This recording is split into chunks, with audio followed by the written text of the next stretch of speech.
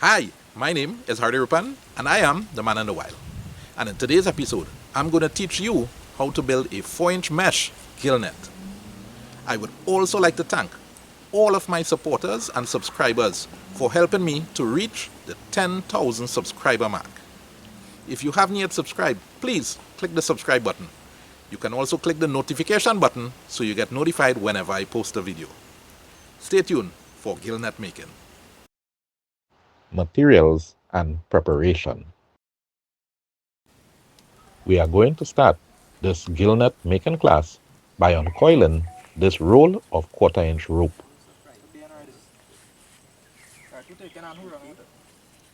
By uncoiling the rope and moving it along this path, we remove all the twists and turns in the rope which may hamper the net making process. Removing all of the twists and turns from the rope is an important step in net making. Now that the rope is ready, we have gathered all of the materials needed for this project.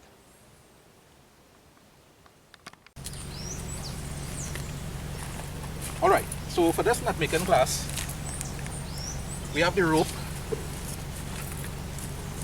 we have barrel cork, 6 ounce, 8 ounce sinker lead, mountain twine, net, we have some knitted needles, mended needles, markers. One is needed, but in case something happens. Knives, scissor, measuring tape. We have some smaller rope because we'll be joining the nets together using these. And work gloves for those who have softer hands, who think they need it, because this type of work, and that's the rope, give you a little toughness on the hand, so you can take away the lady hands. So if you need a little protection, we have gloves. We're going to use these materials and mount in it. So I'm going to demonstrate how that is done. Right, we have 2 ends of rope. Right. Either one could be cork or lead. Once you insert the cork, that becomes the cork line. All the other cork has to go onto that line. So we will need one person inserting cork and another person inserting lead. So we have 2 lines. We need to insert cork onto one and lead onto one. Man like he had to have boy, never have to worry about mosquito or starting fire to cook. You say the cooking good. It could be too. It's looking too real. You see some fire there. It should be full lead. Alright, so we're going to attach this end onto the tree. Now we can put the 2 together and tie it. Oh my God. But that will cause a problem where the 2 rope will be together. We prefer if they space out.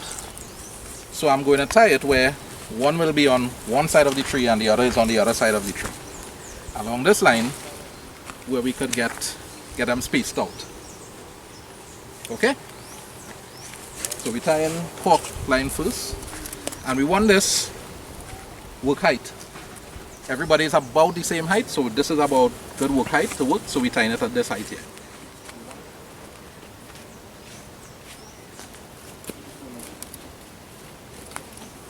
So this is one, and we put the other one on the other side.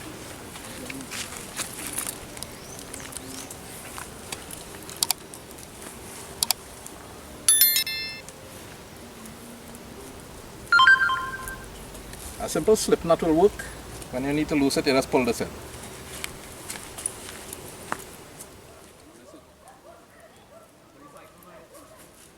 We secure the other ends of the rope, making sure the lines are very taut. Stretch those lines because while working on them, they will sag.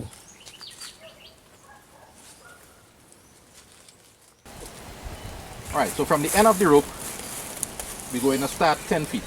So we're giving ourselves 10 feet extension.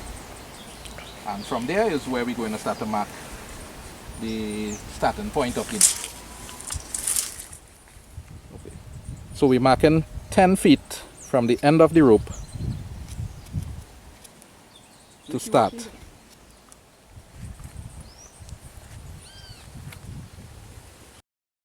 Loading the mountain needle with twine. Hold the twine onto the body, pass it around the nib, bring it down, turn it over, carry it up. You're still holding it here, and you put it around. Now once you get that, it lock. So you could just keep turn it around, latch it, turn it around, latch it, turn it around, latch it. You just keep repeating this process until it cannot take any more twine. You keep repeating this process until it's filled. Right? So you all got that? Cutting the net into the required 50 holes depth. So we want to go in between the two set of nuts, and we trim in.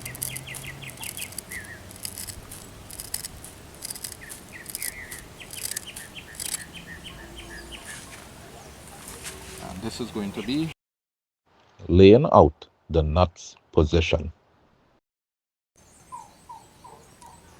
Here I'm going to show you how I lay out the position of the nuts. I'm using a template. This template measures 11 centimeters. So each nut will be placed 11 centimeters apart. Mark each nut position going up the length of the rope. After marking the position of each nut, simply come back down the rope and circle each position so it's easy to work on.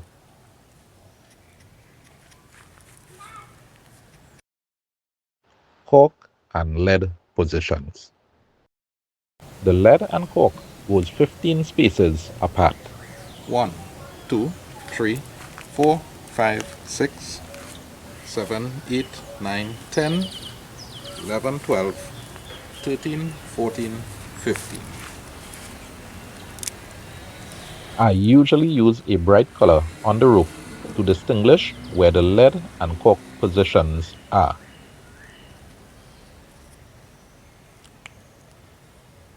Starting, making, and joining nuts. Okay, so when you have an end, the line comes to an end, you need to start with a new needle. So you'd come on the inner side, you'd make a basic tie here. You want this to go like this. That's it. Let's see that nut again. So you're coming around, make a loop, X, get us inside, and pull. Your basic starter tie. Then you make a loop and go through the loop, and you wanna put it over the end, and pull tightly. You make one more loop, you go over, through, and you bring it to the opposite end where the cut was,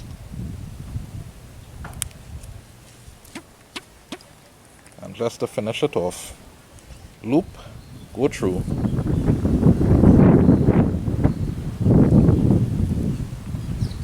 and lock everything into place. You need to make sure it's tight. Continuing, 2 holes. You go in one and out the next. So you'd pass the line through 2 of the holes, in and out. You then place your hand, 4 fingers, thumb on top, and you come up. you want to get the line to tie here. The first tie goes on the inside. So you want the line to come on the inside. It simply makes a cross. It simply makes one loop around. It doesn't have a knot here as yet. You go around and through.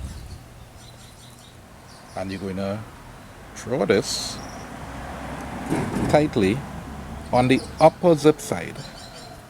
On the opposite side. And you want to make sure it's tight. So that's one. You go around and through. Simple. Around and through. And you come back tightly. And I do a third one around, but this time I'm coming onto this side of the line, onto the opposite side of the line. Around and through. And I'm going to lock everything in place. This nut will hold very tightly, and when the rope goes into the water, the rope expands, making it even more tight. If you're not sure about the nuts that you place here and you think you want to do one extra nut to lock it in place, you can. But this nut is very secure here. So then we move on to 2 holes. Go in one, go out the next one. And we get it like that. Now you notice the line wrapping over the rope here. We don't want this. So we're going to remove this. I'm going to pass it over the rope and then come back and get it through these 2. And this is what we want. We want it through 1, 2. 4 finger spaces over, and you come onto this side of the line. So you just make a loop around. 4 fingers, that's the space you want.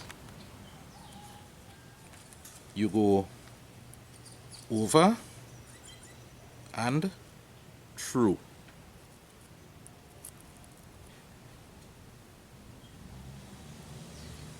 And you pull that tightly. You go over and through. Very simple.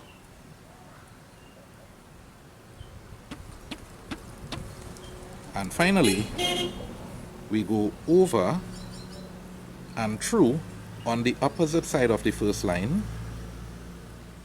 Make sure you come through the loop. Make sure you're on the opposite side of the first line. And this will lock everyone in together. So you get that very tight lock. You want to make sure it's tight. Now we're getting up to where the cork is supposed to be. The cork will go here.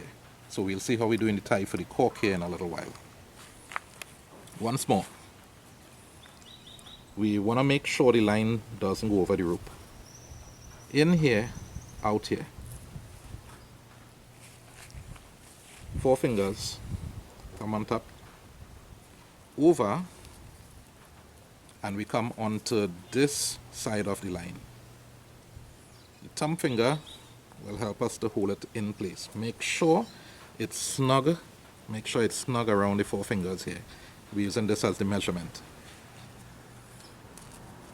Over and through.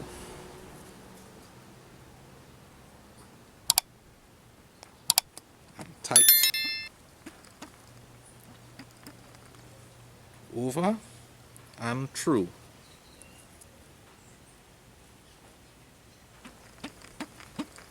Tight. Over and through on this side of the line. Make sure you go through. Don't come and go back this way. Make sure you come through this way, the same direction that you were going.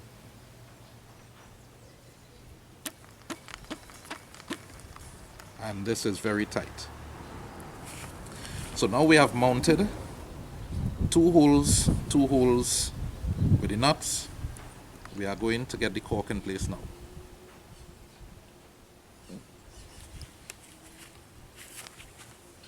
The cork moves into place. We go 1, 2, just as before, 2 holes. 1, 2, just as before. But we are not placing the finger, we're not doing this. We want to get it tightly under the cork. So I'm just using one finger here. I'm going to pull it tightly under the cork. I want to get it on this end first. Just as before, get it on this end. Pull it tightly around the cork so it's held onto the cork. And then we make the same over, under, through,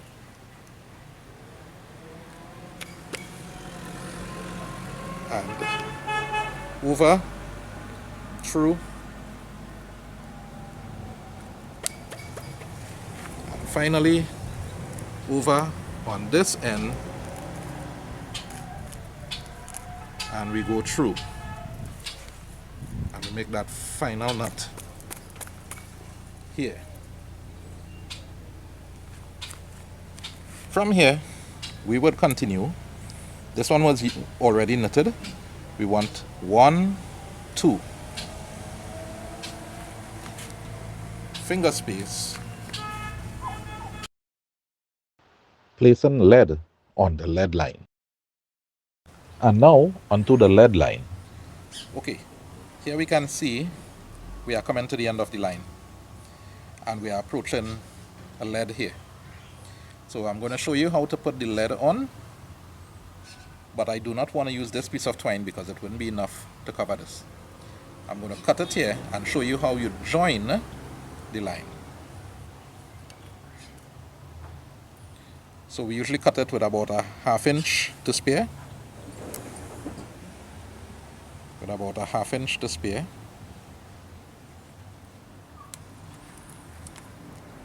And we're going to attach this line on.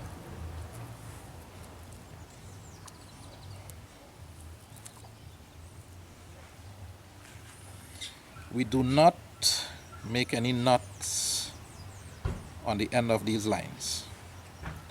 We do not do this. We do not want this. This will get caught in the net and it could cause problems later on. We do not want this.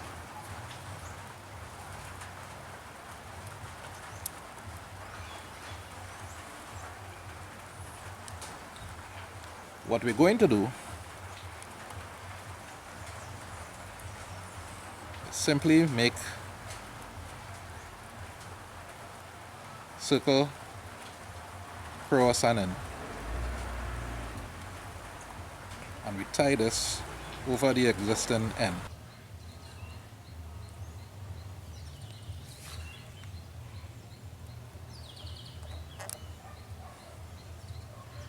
We can now continue making the knots as previously shown.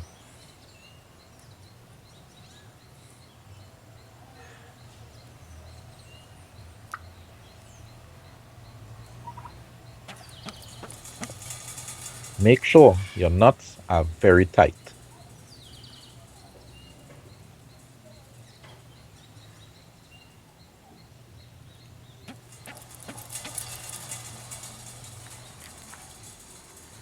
For every 11 centimeter spacing, you would pass the twine through 2 of the net holes. Then make your knot, over and through. Don't forget to place your forefingers as the spacer measurement between the twine and the rope. This space allows the net a certain amount of movement in the surf. Repeat the action of passing the twine through 2 of the net holes, place your forefingers as a spacer, and make your knot. My turkey friend here seems to be very interested in net making.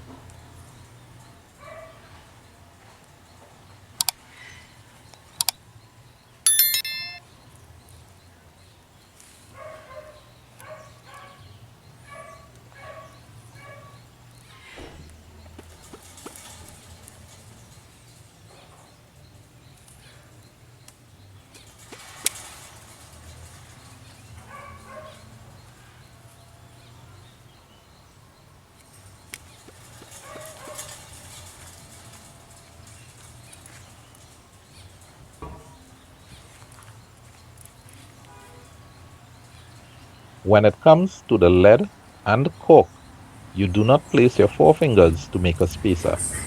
In this case, you would make the nut tightly on the lead or cork, so there is no movement when it comes to this section of the net.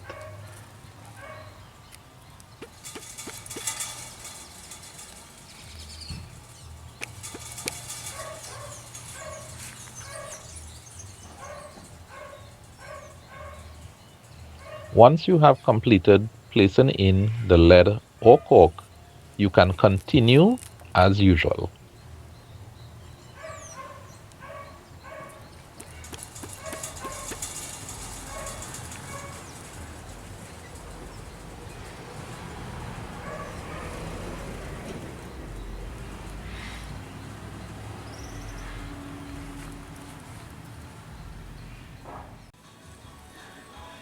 Now that everyone understands the technique in mounting a fish net, we all get together and mount this net.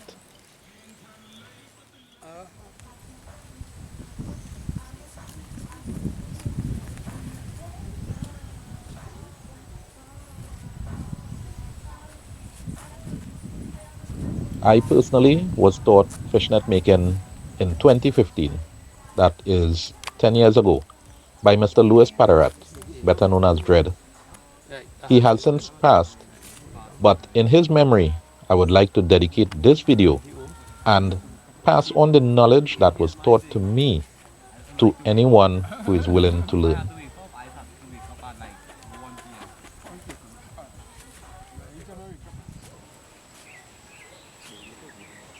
Give a man a fish and you feed him for a day. Teach a man to fish and you feed him for life. This is what Mr. Louis Padarat taught to me. He gave me a life skill and I am grateful, and I will pass this knowledge on to anyone who needs it. In the future, I will do a video showing our adventures setting this net and our catch. And as usual, if you enjoyed this video, please subscribe, like, leave a comment. It goes a long way in helping me produce more videos like this. And don't forget to share my videos. This video is dedicated to the memory of Mr. Louis Padarat. Even though you're gone, your knowledge and memory lives on.